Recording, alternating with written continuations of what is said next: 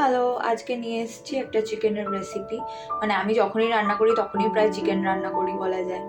তো 4টে মিডিয়াম সাইজের পেঁয়াজ নিয়ে নিয়েছি এবং তার সাথে 1 ইঞ্চি আদা, আর তাছাড়া নিয়েছি রসুন। এদিকে নিয়ে নিচ্ছি কাজু বাদাম, এবং সেগুলো একদমই ড্রাই রোস্টেড বা কিছু নয়, জাস্ট কাজু বাদামটা নিয়ে গুঁড়ো করে নিচ্ছি, দ্যাটস অল। মানে কোনোভাবেই তোমাকে ড্রাই রোস্ট করা বা কোনো কিছু করার মধ্যে যেতে হবে না, এবং সেটা পেস্টও হবে না, পাউডার হবে।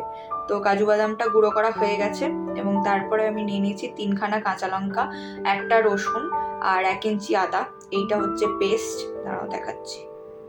এই যে দ্য ফাইনাল পেস্ট আদা রসুনের।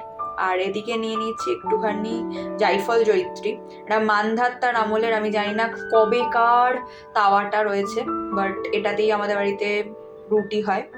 তো সেই তাওয়াটায় আমি একটুখানি ড্রাই রোস্ট করে নিলাম জাইফল জয়িত্রী, এবং তারপর সেটা গুঁড়ো করে নিয়েছি। আজকের রান্নাটা হবে সাদা তেলে, তো একটু বেশি করেই তেল দিয়েছি, কারণ আমি প্রথমে পেঁয়াজের বেরেস্তাটা করব। আর এখন দিয়ে দিচ্ছি কর্নফ্লাওয়ার, মা একটু হেল্প করে দিচ্ছে আমাকে। আর এইভাবে যদি কর্নফ্লাওয়ারটা ছাঁকনিতে করে মাখো পেঁয়াজের গায়ে, তাহলে ওই পড়ে নষ্ট হওয়া বা খুব এক্সেসিভ ইউজ হওয়া সেগুলো কমবে। কারণ যেটা এক্সেসিভ পাউডারটা রয়েছে আর কি, কর্নফ্লাওয়ারটা, সেটা কিন্তু অটোমেটিক্যালি ঝরে পড়ে যাচ্ছে, তো অসুবিধা নেই।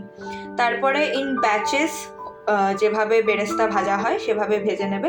আর যেহেতু কর্নফ্লাওয়ার দেওয়া হয়েছে তাই জন্য কিন্তু বেশ ক্রিস্পিও হবে, সেটা একটা প্লাস পয়েন্ট। আচ্ছা, এখানে নিয়ে নিয়েছি ধনে গুঁড়ো, আর তার সাথে নিয়েছি কাশ্মীরি মির্চ। এটা কিন্তু কাশ্মীরি লঙ্কার গুঁড়ো, হ্যাঁ, কেউ ঝাল লঙ্কার গুঁড়ো দিয়ে দিও না। আর যদি মনে করো যে ঝাল খেতে পারবে তাহলে আলাদা ব্যাপার। তা আমি জাস্ট এমনি ঠান্ডা জল দিয়েই গুলে নিচ্ছি, একটা পেস্ট বানিয়ে নিচ্ছি, কারণ তেলে আমি ডিরেক্টলি এই পেস্টটাই সবার আগে দেব, সো যাতে পুড়ে না যায় সেই কারণে আমি গুলে রাখলাম। আচ্ছা, এখন আমি নিয়ে নিয়েছি 6টা লেগ পিস, এবং প্রত্যেকটাই আমি ওই পেঁয়াজ ভাজার তেলটা, যেটা আমি প্রথম ইউজ করেছি বেরেস্তা করার সময়, সেই বেরেস্তার তেলটাই কিন্তু এখনো ইউজ করছি। আমি কিন্তু নতুন করে কোনো তেল অ্যাড করিনি বা কোনো কিছু আলাদা করে করতে হবে না, ওই তেলটাতেই আমি চিকেনগুলোকে একটু করে ভেজে নিচ্ছি। আর চিকেনের গায়ে আমি কিন্তু ছুরি দিয়ে প্রিক করে দিয়েছি যাতে করে মশলা ঢুকতে পারে। আর জাস্ট নুন মাখিয়ে রেখেছিলাম, আর কিচ্ছু না, দই টই কিচ্ছু না, জাস্ট নুন মাখিয়ে রেখেছিলাম। এখন ভেজেও নিচ্ছি, এবং তোমরা চেহারাটা দেখলে বুঝতেও পারবে যে 80% বয়েলড হয়ে গেছে। আমি একদম গ্যাসটাকে লোতে রেখে চিকেনগুলোকে ভেজে নেওয়ার ব্যবস্থা করেছি, এবং এটাতে ওই জুসটা, মানে চিকেনের জুসটা, সেটা কিন্তু রিটেন্ড রয়ে যাচ্ছে, কারণ ওই তেলটাই ব্যবহার হবে, সো কোনো প্রবলেম নেই। এখানে নিয়ে নিয়েছি গোলমরিচ গুঁড়ো আর টক দই ফেটানো, আর এটা হচ্ছে কাজু গুঁড়ো, যেটা একটুখানি চেপে চুপে রেখেছি বলে ওরকম দেখতে লাগছে। আর সেই কাঁচা লঙ্কা আদা রসুনের পেস্টটা, আর এদিকে রয়েছে জায়ফল জয়িত্রী গুঁড়ো আর আমন্ড ফ্লেক্স। আমন্ড ফ্লেক্সটা অ্যাবসলিউটলি অপশনাল, যদি কেউ না চাও নাও দিতে পারো।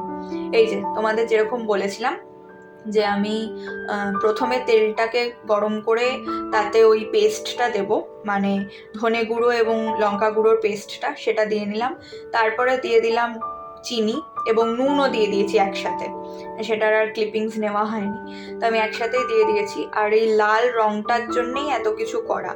তেলে যদি ডিরেক্টলি শুকনো লঙ্কা গুঁড়ো দেওয়া যায়, সেটা কাশ্মীরি মির্চ হোক আর যাই হোক, যদি দেওয়া যায় তাহলে রঙটা একটা খুব সুন্দর রয়্যাল রেড টাইপের একটা কালার আসে।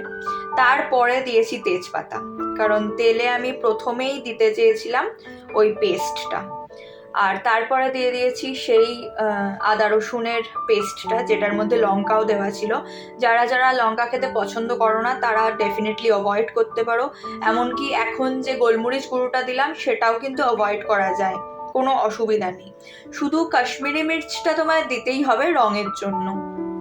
আর তারপরে দিয়ে দিয়েছি 1 টিস্পুন কেওড়ার জল, তো এটাও অপশনাল, না দিলেও চলে, কিন্তু আমার কাছে ছিল তাই দিয়ে দিলাম, কোনো ব্যাপার না।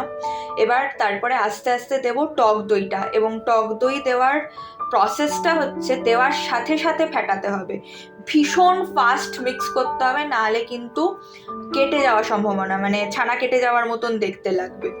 তো টক দই যদিও ফ্যাটানো রয়েছে, তবুও দেখো কতটা তাড়াতাড়ি আমি জাস্ট হাতটা নেড়ে একদম মিক্স করে নিচ্ছি ভালো করে, নাহলেই কিন্তু ভীষণ ছ্যাঁকড়া ছ্যাঁকড়া একটা লুক দেবে, খুব খারাপ দেখতে লাগবে তারপরে। তো এবারে দিয়ে দিচ্ছি ওই ফ্রাইড এবং হাফ বয়েলড চিকেন লেগ পিসগুলো দিয়ে, ব্যাস রান্না প্রায় হয়েই গেছে, ম্যাক্সিমাম রান্নাটাই হয়ে গেছে। এই রান্নায় কোনো জল যায় না, আইডিয়ালি কোনো জল দেওয়া যায় না, কিন্তু বাড়িতে যদি প্রচুর ঝাড় খাওয়ার ভয় থাকে, হ্যাঁ ধরো কেউ 5 জনকে খেতে দেবে, তার পক্ষে এই ড্রাই চিকেনটা দেওয়াটা তো খুবই মুশকিল। এই তেলটারই হচ্ছে আসল টেস্ট, সত্যি কথা বলতে, যেরকম তেল কইতে জল পড়ে না, ঠিক সেরকম এই চিকেনটায় আসলে জল পড়ে না। কিন্তু যদি কেউ খুব ঝাড় খাওয়ার ভয় থাকে, সে জল একটু খুব অল্প জল অ্যাড করা যেতে পারে। আমি আবার কিন্তু টক দই দিচ্ছি, ফ্যাটানো টক দই, এবং যতবার মনে হবে যে তলা লেগে যাচ্ছে বা এখনো সেদ্ধ হয়নি পুরোটা, তখন কিন্তু টক দই দেওয়া যেতে পারে। আর সিমে রেখে ঢাকা দিয়ে দিয়ে রান্না করতে হবে যতক্ষণ না চিকেনটা হচ্ছে। আর বেসিক্যালি তোমার তেমন কোনো কাজ নেই, এই যে আমি বারবার করে ঢাকা দিচ্ছি আর তারপরে সিমে রেখে রেখে চিকেনটাকে বয়েল করে নিচ্ছি, দ্যাটস অল। এখন আমার চিকেন হয়ে গেছে। এখন দিয়ে দিচ্ছি কাজু বাদাম গুঁড়োটা। হ্যাঁ, এটা কাজু বাদামের গুঁড়োটাই, যেটা আমার হাতে করে দিতে হচ্ছিল বলে একটুখানি ওরকম ক্রাম্বলড হয়ে গেছে। তারপরে দিয়ে দিচ্ছি বেরেস্তা। রান্না প্রায় শেষ বললেই চলে। এবারে দিয়ে দেবো জায়ফল জয়িত্রী গুঁড়োটা। তো তারপরেই আমার রান্না শেষ হয়ে যাবে। আর আমি খুব সামান্য জল দিলাম, যেহেতু একটু গ্রেভি না হলে বাড়িতে প্রচুর অশান্তি, সেই কারণে। না হলে কিন্তু এটার তেলটাই হচ্ছে আসল গ্রেভি, আর কোনো জল দেওয়া গ্রেভি আইডিয়ালি হয় না। তো আমি অল্প করে জায়ফল জয়িত্রী গুঁড়োটা দিয়ে নিয়েছি, মিক্স করে নিয়েছি, এবং এবারে দিয়ে দিচ্ছি ফ্লেক্সগুলো, মানে আমন্ড ফ্লেক্সগুলো। আর ব্যাস আমার রান্না রেডি। একটুখানি নেড়ে আমি স্ট্যান্ডিং টাইম দেবো, কিছুক্ষণ আমি ঢাকা দিয়ে গ্যাস অফ করে রাখবো, যাতে গন্ধটা পুরোপুরিভাবে ইনফিউজড হয়ে যায় এবং আমন্ডেরও একটা সুন্দর স্মেল থাকে, যেটা চিকেনের মধ্যে চলে আসবে। এই তো আমার রান্না রেডি টু গেট সার্ভড।